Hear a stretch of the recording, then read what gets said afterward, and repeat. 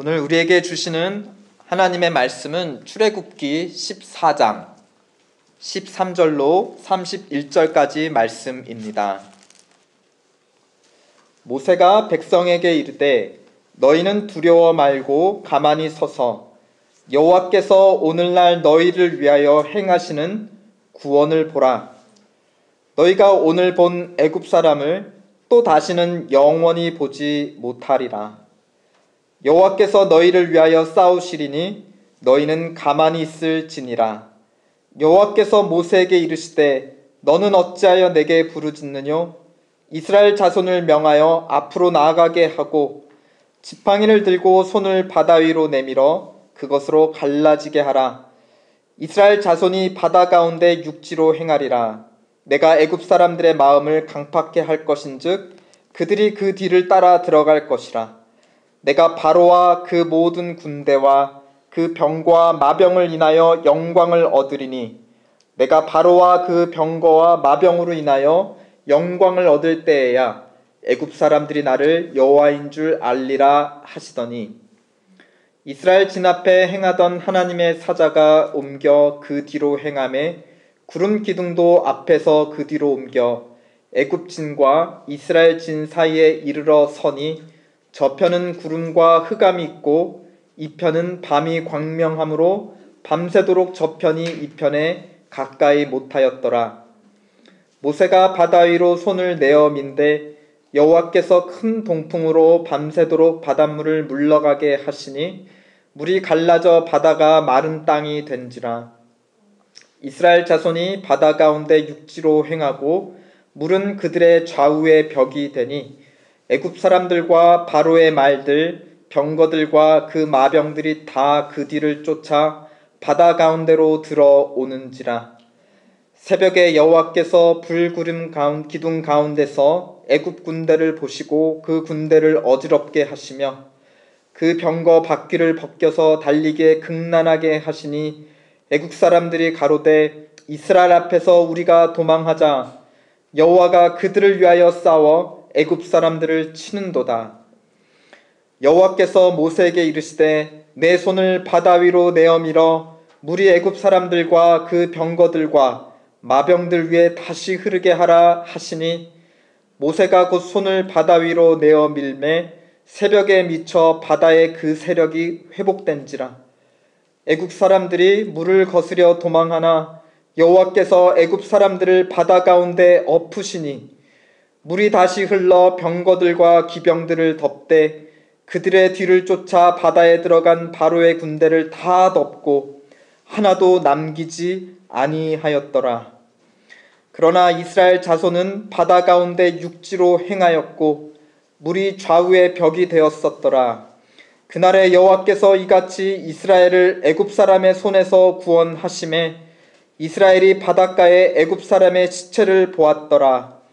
이스라엘이 여호와께서 애굽 사람들에게 베푸신 큰 일을 보았으므로 백성이 여호와를 경외하며 여호와와 그 종 모세를 믿었더라.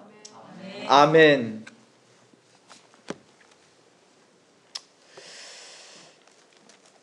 어릴 적에 저는 단추 바지가 있었는데요. 여기 아래까지 다 반추로 닫고 여는 거였는데 급할 때 못 열어서 그만 실례한 적이 몇 번 있었습니다. 그런데 이제 지퍼 바지가 나와서 그걸 입고부터는 마음이 참 놓였습니다. 그런데 예전에 어렵게 내릴 때는 어렵게 내린 기억이 있으니까 그걸 또 잘 올렸는데 지퍼를 너무 쉽게 내리다 보니까 기억이 잘 안 나서 가끔 올리는 걸 깜빡하곤 하였습니다. 그러면 이제 친구들이 뭐라고 놀리죠? 남대문 열렸다 하고, 또 어떤 친구들은 안 열렸는데 남대문 열렸다고 보면은 오냐 하고 인사 잘 받기도 하고 그런 문화가 있었습니다. 이 지퍼라는 거는 19세기 말에 처음 발명이 됐는데 상용화된 거는 20세기 초, 그러니까 얼마 그렇게 되지 않았습니다. 이 열고 닫을 때 zip 하는 소리가 난다고 해서 지퍼라는 그 이름이 붙었다고 하죠. 정말 그런 소리가 나나요? 한번 옷에 지퍼가 있으시면 한번 해보시죠. 네, 윗도리만 하셔야지 바지 하시면 안 됩니다. 오늘 출애굽기 본문은 마치 그 지퍼가 열리고 닫히는 그런 장면들이 연상이 됩니다. 근데 이 지퍼는 금속과 플라스틱으로 만든 그런 지퍼가 아니라 바닷물로 만든 굉장히 고난도의 지퍼예요. 바닷물은 막 이렇게 흐르는데 어떻게 이거를 올렸다 내렸다 열었다 닫았다 할 수 있는가 말씀입니다. 20절을 보면 하나님께서 큰 바람으로 바닷물을 갈라 놓으시니까 바다가 열리고 마른 땅이 드러났습니다. 이게 바람을 부시면서 지퍼를 열듯이 바닷물이 열려서 가운데 길이 난 것이었습니다. 22절에 물이 좌우에 벽이 되고 가운데 난 길로 이스라엘 자손이 그 열린 길을 통해 지나갔습니다. 이스라엘 민족이 워낙 많았기 때문에 다 지나갈 때까지 21절에 보면 밤새도록 바람을 부셔서 지퍼를 계속 열어 놓으셨습니다. 27절을 보니 새벽이 돼서야 바다가 그 세력을 회복하면서 이제 뒤에서부터 닫히기 시작했습니다. 28절을 보면 그 바닷물이 닫혀가면서 뒤따라 쫓아오던 애굽 군대가 하나도 남기지 않고 다 바다 아래 덮이게 되었습니다. 하지만 29절을 보면 아직 앞서가던 이스라엘 사람들 중 마지막 무리는 바다에서 육지로 올라갈 때까지 여전히 물이 벽이 되어서 열려 있었습니다. 그러니까 하나님의 손이 홍해의 지퍼를 여셔서 이스라엘 백성을 건너가게 하셨고 이제 뒤에서부터 이것을 닫아 가시면서 그렇죠? 지퍼를 닫아 가시면서 뒤쫓던 애굽 군대를 막아 주셨다라는 것입니다. 이스라엘을 이끌고 홍해를 건넜던 지도자는 우리가 잘 알고 있는 모세인데요. 그는 인생에서 2번 물에서 죽을 위기에서 물로부터 구원을 받습니다. 태어나서부터 한번 물에서 건짐을 받죠. 그때 애굽 왕이 히브리인 중에 사내 아이는 모두 죽이라고 하였습니다. 그 모세의 엄마 요게벳이 아기 모세를 갈대 바구니에 넣어서 나일강에 띄어보냈죠. 그때 마침 바로의 딸이 그 바구니를 발견하고 모세를 물에서 건져내었습니다. 그래서 물에서 건져내었다 해서 이름을 이제 모세라고 지었던 것이었습니다. 그리고 나서 80년 후에 모세는 강보다 더 큰 물, 바닷물로부터 홍해로부터 건짐을 받게 된 것이었습니다. 이번에는 사람의 손이 아니라 하나님의 손이 물에서 그를 건져내셨습니다. 그러고 보면 그가 태어나서 처음 당했던 나일강에서 건져내어 구원받은 사건은 어쩌면 80년 후에 더 큰 사건, 구원의 사건, 이 홍해로부터 건져냄을 받기 위한 그것을 예표하는 사건이었던 것으로 보입니다. 하나님은 모세를 통해 모세와 함께 이스라엘 백성도 함께 구원을 해 주셨습니다. 우리 창세기 마지막 장면을 보면 하나님께서 요셉을 애굽으로 먼저 보내어 주셨죠. 그래서 애굽의 풍족한 것으로 하나님의 백성을 먹이고 키워서 큰 민족을 이룰 준비를 하게 하셨습니다. 그래서 야곱이 온 가족과 다 함께 애굽으로 이주하였는데 그때 70명이 이주하였다 하였습니다. 그런데 400여 년 만에 큰 민족을 이루어서 마침내 하나님의 때를 따라 출애굽하게 되었습니다. 우리 출애굽기 12장 37절을 보면 20세 성인 남자만 60만 명, 즉 걸어서 군대 싸움에 참여할 수 있는 20세 이상의 보병 군대만 60만 명이라 하였습니다. 그래서 이제 사람들이 따져보기로는 뭐 여자와 노약자와 아이들을 다 합치면 약 200만 정도의 이스라엘 백성이 출애굽하지 않았을까라고 추정하기도 합니다. 그런데 이 기록이나 여기 출애굽기 12장이나 민수기 1장에 다시 백성들을 이제 계수하는 장면을 보면 계속해서 전투에 참여할 수 있는 성인 남자 20세 이상의 남자만을 기준으로 계수를 하게 됩니다. 그 말은 출애굽의 의미는 다른 말로 하면은 이스라엘 군대의 출정식이었다라는 것이죠. 애굽이 훈련소였고 여기서 60만 대군을 키운 후에 하나님께서 이 군대, 하나님의 군대를 이제 출정시키는 그 행사가 바로 우리가 이번 주에 읽었던 출애굽 사건이라는 것입니다. 출애굽기 12장 41절에 보면 430년이 마치는 그날에 여호와의 군대가 다 애굽 땅에서 나왔다 하였습니다.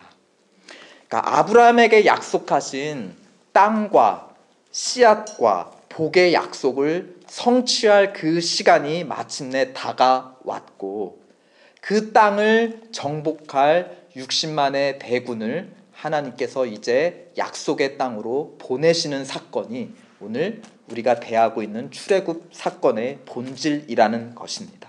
이들은 단순히 노예가 해방되어서 와 좋다고 오합지졸 뛰쳐나온 그런 사람들이 아니라 하나님의 군대가 나왔다라는 것입니다. 물론 출애굽할 때 10가지 재앙, 특별히 마지막 재앙이 이들이 출애굽할 수 있었던 결정적인 역할을 하기는 하였습니다.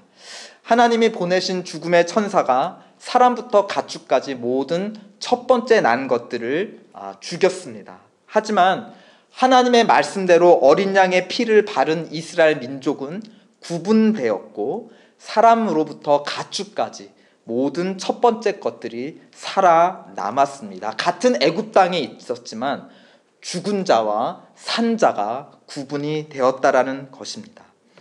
9가지 재앙으로 이미 애굽은 망해버렸습니다. 7번째 벌써 망해버려서 신하들이 바로 왕에게 탄원 간구할 정도였어요. 왕만 우리 애굽이 이미 망한 것을 알지 못합니까? 라고 내보내자라고 하였습니다. 그런데 바로는 계속 고집을 부리며 이 백성들을 자기 손에 붙잡고 싶어 했죠. 그러다 10번째 재앙으로 자기 첫째 아들만저 잃고 나서야 바로는 드디어 자기 손을 놓고 이 이스라엘 백성들을 놓아주게 되었습니다. 그런데 거기서 끝이 아니었습니다. 바로 왕은 다시 이스라엘을 붙잡고 싶어 했습니다. 원래 떠난 사람은 붙잡는 게 아닌데 말입니다. 더 초라해질 뿐이죠. 직접 군대를 이끌고 전차를 타고 자기가 쫓아갑니다. 그래서 이제 손을 내밀어 붙잡기 직전이 되었습니다. 이스라엘 백성은 이미 공포와 두려움에 사로잡혔습니다. 앞에는 홍해 바다가 가로막고 있었고 뒤에는 바로의 군대가 턱 밑까지 쫓아오고 있었습니다. 영광스러운 출장식 속에 하나님의 군대는 애굽을 떠났지만 몇 걸음 안 되어서 곧바로 두려움에 사로잡히고 패배를 직면하는 그런 위기의 순간이었습니다. 그때 하나님께서 모세를 통해 이렇게 말씀하십니다. 13절 14절 우리 다 함께 읽어보실까요? 시작. 모세가 백성에게 이르되 너희는 두려워 말고 가만히 서서 여호와께서 오늘날 너희를 위하여 행하시는 구원을 보라. 너희가 오늘 본 애굽 사람을 또 다시는 영원히 보지 못하리라. 여호와께서 너희를 위하여 싸우시리니 너희는 가만히 있을지니라.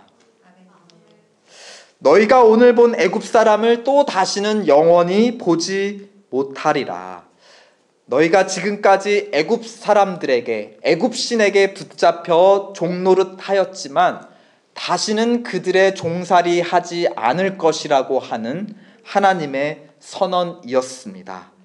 그래서 애굽에서 나오는 홍해 바다를 하나님은 열어주셨습니다. 그렇지만 애굽으로 돌아갈 수 있는 홍해 바닷길은 영원히 닫아 버리셨다라는 것입니다. 한번 영원히 여시고 영원히 닫아 놓으심으로 말미암아 애굽에서 나오는 길은 열어주셨지만 돌아가는 길은 열어놓지 않으셨다. 이스라엘 백성이 아무리 애굽으로 돌아가고 싶어 해도 하나님께서 그들을 붙잡고 애굽으로 보내시지 않겠다라고 하는 하나님의 의지의 표현이었습니다. 다시는 열지 않으시겠다. No turning back. 마치 지퍼를 닫고 자물쇠까지 채워놓은, 아무도 그 지퍼를 다시 열 수 없도록 하나님께서 잠궈 버리신 것입니다. 그래서 30절을 보면 이스라엘 사람들은 바닷가 건너편에 서서 하나님의 큰 구원을 돌아보게 되었습니다. 그리고 하나님을 경외하며 그 하나님과 그 종 모세를 비로소 믿게 되었습니다. 이스라엘의 이런 반응은 사실은 처음이에요. 놀랍지만 처음입니다. 유월절 사건이 일어난 직후에도 그들은 출애굽하면서도 이런 반응을 보인 적이 없습니다. 그러나 홍해를 건넌 뒤에야 비로소 하나님을 경외하고 하나님을 향한 찬양의 노래를 부르며 비로소 하나님을 믿게 되었다라는 것입니다. 그만큼 오늘 사건은 진정한 출애굽의 완성이고 출애굽의 종지부를 찍는 사건이었습니다. 이 사건은 여러모로 창세기 1장의 창조 사건을 우리에게 떠올려 줍니다. 하나님께서 먼저는 말씀으로 세상을 창조하셨습니다. 오늘도 보면 바다를 갈라서 길을 만드시는데 큰 바람을 불어서 길을 여셨다 하였습니다. 근데 이 장면을 시편 106편은 이렇게 표현을 해요. 하나님께서 바다를 꾸짖으셨다. 내 백성을 위해서 열려라 라고 꾸짖으셨다. 말씀하셨다. 그 어떻게 보면 바람, 열려라 하는 그 말씀의 기운에 바다가 순종하여 그 바람에 바다가 큰 벽을 이루어 길을 만들고 이스라엘 백성이 지날 길을 열어주었다라는 것입니다. 그 다음 또 태초에 하나님이 세상을 창조하신 장면들을 보면 분리를 통해서 창조하십니다. 첫째 날에 빛과 어둠을 나누셨습니다. 둘째 날에 하늘의 궁창 물과 땅의 바닷물을 구분을 하셨어요. 하늘의 물과 바다의 물로 나누셨습니다. 또 셋째 날을 보면 낮과 밤을 구분을 하셨습니다. 또 사람을 창조할 때도 여자와 남자로 창조하시고 또 사람을 창조할 때 동물들과 사람을 구분하셨죠. 어떻게 다른가? 이들은 호흡을 하며 땅에 움직여서 살아가는 똑같은 동물 생물이지만 사람은 어떻게 구분되는가? 하나님의 형상을 고유하게 주신 구분된 존재가 인간이었습니다. 그러니까 하나님은 구분을 통해서 세상에 질서를 부여하신 분이셨습니다. 오늘 사건도 보면 구분하시는 사건이에요. 분리하시는 사건입니다. 먼저 바다를 이쪽과 저쪽으로 분리하셔서 육지를 드러나게 하시고 그 길로 이스라엘 백성들이 생명의 길로 걸어 나갈 수 있게 하셨습니다. 또 나중에는 바다를 덮으셨죠. 그래서 홍해를 사이에 두고 건너편은 이스라엘 백성, 하나님의 거룩한 백성, 하나님이 생명을 주신 백성으로 구분하시고 이쪽은 죽은 자들의 땅, 죽은 백성으로 홍해를 사이에 두고 가르셨다라는 것입니다. 말씀으로 가르셨다라는 부분에서 오늘 이 홍해 사건은 단순히 이스라엘을 그 물에서 건져내신 것만이 아니라 하나님이 창조하신 것이에요. 자기 새로운 백성을, 거룩한 백성을 애굽에서 구분하여서 새롭게 창조하셨습니다. 그래서 이는 나의 것이다 또 무엇이라고 창조하셨죠? 나의 거룩한 제사장이다. 거룩한 백성이다. 아브라함과 이삭과 야곱의 자손은 홍해에서 죽었고 그 바다 아래 지나가며 죽었고 바다에서 다시 살아 올라옴으로 새로운 하나님의 백성으로 거듭났다는 것입니다. 이것은 집단적인 죽음이었고 집단적인 부활의 사건이었다라는 것입니다. 그래서 초대교회는 이 출애굽기 14장의 홍해 사건을 세례 사건으로 보는 것을 우리는 고린도전서 10장에서 발견합니다. 바울이 이렇게 요 본문을 이렇게 재해석하는 것이죠. 형제들아, 나는 너희가 알지 못하기를 원하지 아니하노니 우리 조상들이 다 구름 아래 있었고 바다 가운데로 지나며 모세에게 속하여 다 구름과 바다에서 세례를 받았다. 세례는 무엇입니까? 죽음과 부활의 사건입니다. 이전 소유에서 죽고 새로운 소유로, 새로운 존재로 물에서 거듭나는 부활의 사건이 바로 세례입니다. 다른 말로 하면 나의 소유가 이전되었습니다 라는 것을 증명하는 영수증이고 클로징 세레머니라는, 그러니까 이 거래가 클로징 됐습니다 라는 것을 확인해주는 세레머니가 세례라는 것입니다. 옛 주인은 누굽니까? 아브라함의 족속이 애굽 땅에서 430년을 종노릇하였습니다. 하나님이 10가지 재앙을 통해서 심판한 것은 단순히 사람들이 아니라 애굽의 신들을 벌하셨다라고 합니다. 430년 동안 아브라함의 자손을 붙들고 있었던 옛 주인은 애굽의 신들, 거짓 신들이었습니다. 그렇다면 이제 옛 애굽 신의 종으로서는 죽었습니다. 이제 물 밖으로 나오면서 새 주인을 섬기는 새 종이 되었는데 그 새 주인은 누구란 말입니까? 본문 17절과 18절을 보면 하나님께서 이렇게 말씀하십니다. 내가 애굽 군대 앞에서 내 영광을 드러내겠다. 18절에 내가 여호와인 줄, 내가 주님인 것을 애굽 사람들에게 보여주겠다라고 선언을 하십니다.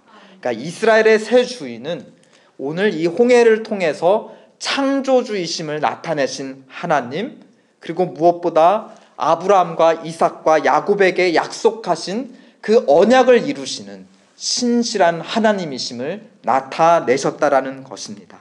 그분의 영광 앞에서 죽고 다시 살아난 백성은 홍해 맞은편에 이르러서야 비로소 그 하나님을 자기의 새로운 주인으로 인정하고 경외하며 그 하나님을 믿기 시작하였다라고 오늘 본문은 증거하고 있습니다. 우리가 분명히 알아야 될 것은 이것입니다.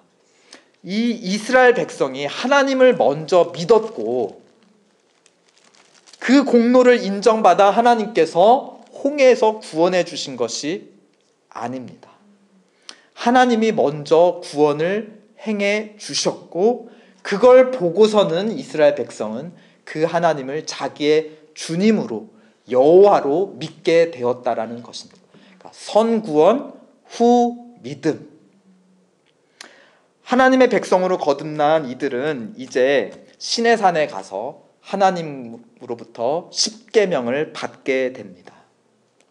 순서가 굉장히 중요한데요. 하나님의 율법을 먼저 받았고 그 율법을 얼마나 잘 지켰는지 증명한 후에 이제 너희는 자격이 된다 해서 하나님께서 자기 백성으로 삼아주신 것이 아니죠. 큰 구원을 통해서 하나님이 자기 백성으로 선택하시고 구원해 주신 후에 이제 너희는 내 백성이고 내 소유이므로 이제 나와 함께 동행할 수 있도록 나와 함께 살아가는 법칙을 그들에게 주셨다라는 것입니다. 그러니까 우리의 믿음은 하나님께서 먼저 우리에게 베푸신 구원에 대한 우리의 감사와 경외라는 것입니다. 하나님을 사랑하고 이웃을 사랑하라는 그 율법은 구원받는 조건이 아니라 도리어 무엇이죠? 구원받은 증거, 구원받은 결과인 것입니다. 그러므로 하나님의 크신 구원이 여러분에게 이미 임했다면 그 구원을 드러낼 증거는 바로 무엇입니까? 하나님의 율법을 즐거이 지키는 것입니다.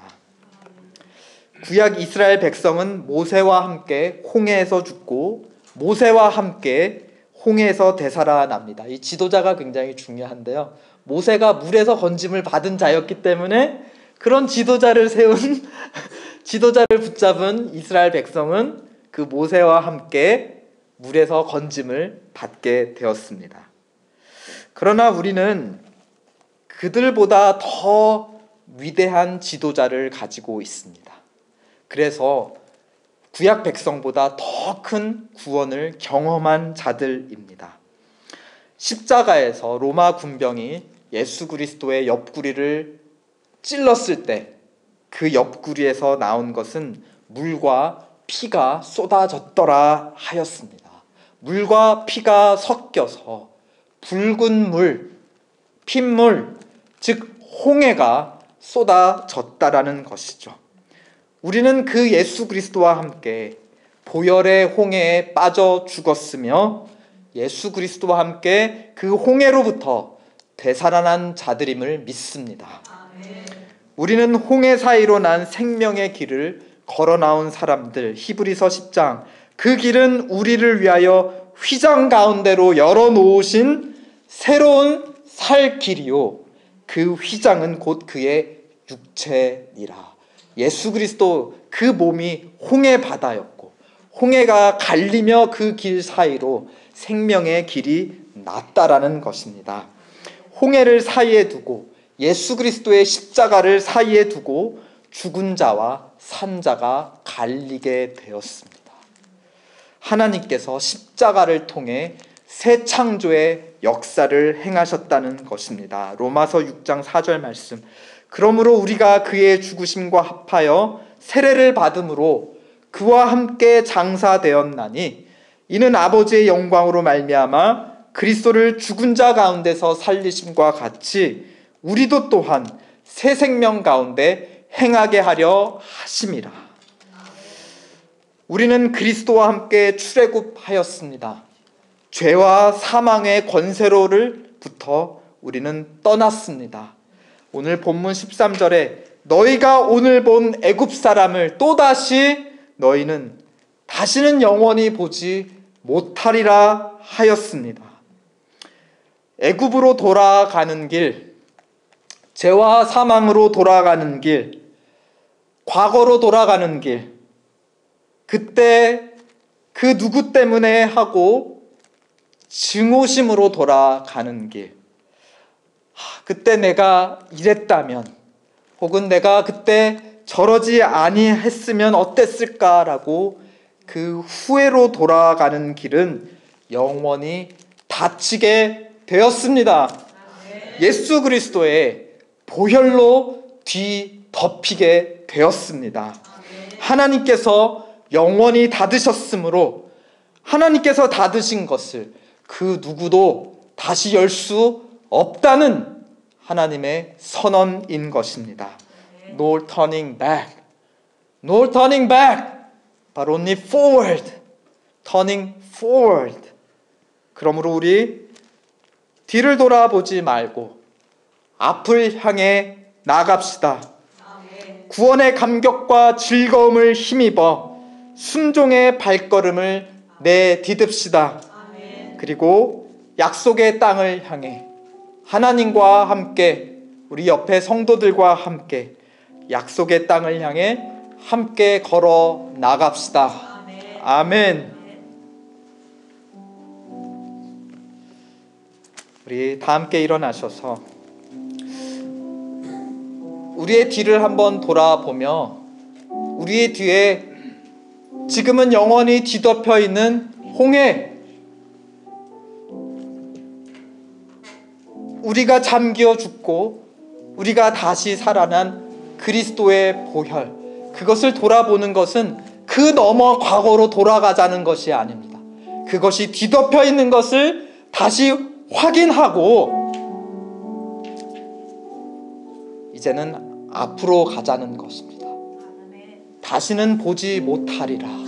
다시는 그 땅의 죄와 사막의 영역에 우리의 발을 딛지 않도록, 우리가 아무리 불평하고 돌려 보내달라고 해도 하나님이 우리가 읽을 출애굽기를 계속 읽어보세요. 아무리 불평해도 결코 애굽 땅으로는 돌려보내시지 않습니다. 아무리 오래 걸려도 결국은 약속의 땅으로 데려가신다라는 것입니다.